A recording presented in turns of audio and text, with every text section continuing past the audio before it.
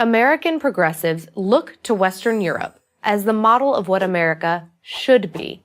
So, here's an area of European social policy that progressives will definitely want to examine more closely: Europe's attitude toward abortion.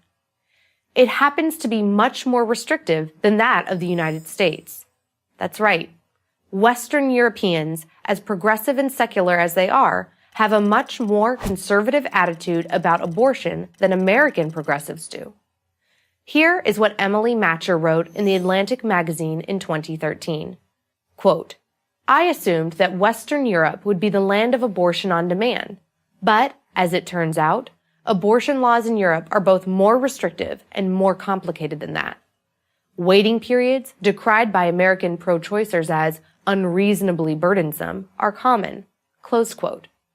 In Germany, for example, nearly all abortions are illegal after 12 weeks. And there's a 3-day waiting period and mandatory counseling before a woman is allowed to have an abortion, even during the permitted first 12 weeks. That's more restrictive than Texas. In the U.S., abortions are legal in every state before a pregnancy has reached its 20th week. After that, some restrictions do kick in. 11 states prohibit abortion after the 20th week of pregnancy. 20 states prohibit abortions at the point of viability, which is when a baby can survive outside the womb. They usually recognize that as being 23 to 25 weeks. 3 states prohibit abortion after the 28th week, and 7 states, plus Washington, D.C., allow abortions to be performed at any point in a pregnancy, even if the mother could safely give birth to a viable and healthy baby. But in Belgium, like Germany, abortions are permissible only until the 12th week. After that, an abortion is permitted only if the woman's life is in danger. Furthermore, any woman getting an abortion must wait 6 days after her first medical consultation before an abortion can be performed. Denmark is similar.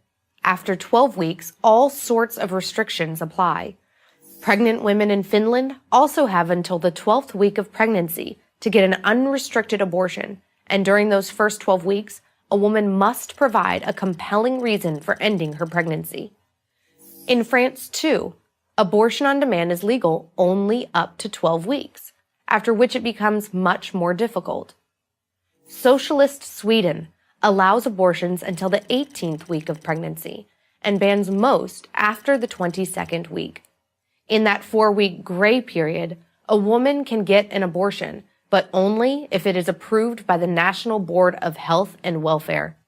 In the Netherlands, before having an abortion, a woman has to wait 5 days and attend a counseling session in which she must be informed of the different options available to her, including taking the pregnancy to term and giving her baby up for adoption.